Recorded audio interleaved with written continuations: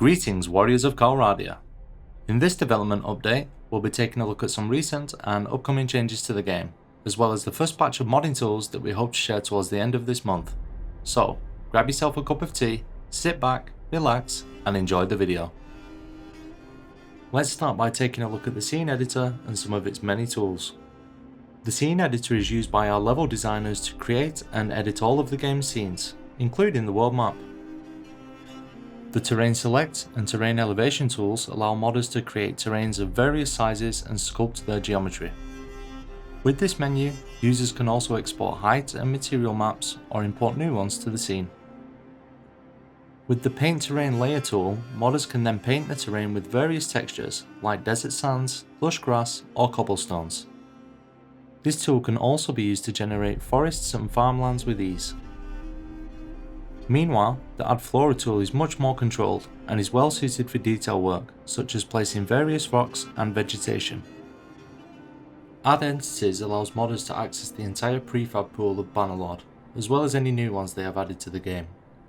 These entities can then be manipulated in many ways, from simple rotation and scale changes to modifying their texture or colour, changing their physics properties, or adding sound, light and particle effects, as well as scripts.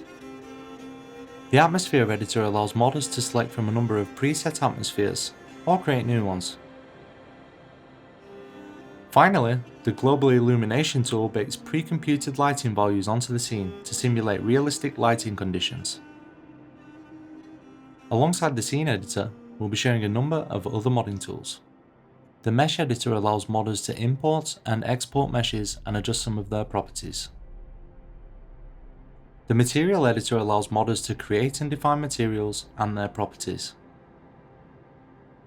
The Texture editor allows modders to import and export textures and adjust some of their properties. The Particle editor is a fairly comprehensive tool that enables the creation and editing of particle effects using many inbuilt features. The Cloth editor allows modders to define cloth simulation values for meshes.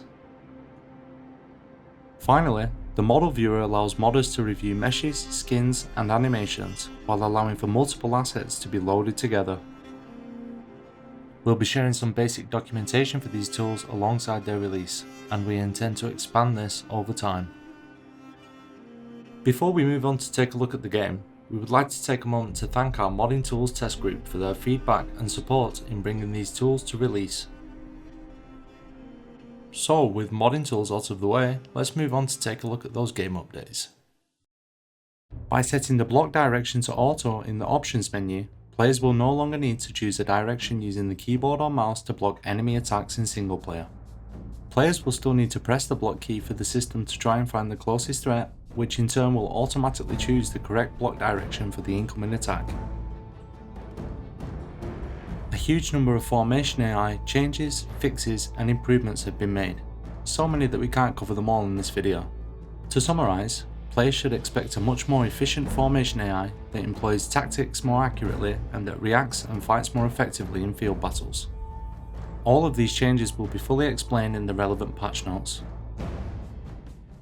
Spear Bracing is a new passive stance for any units wielding an eligible two-handed polearm.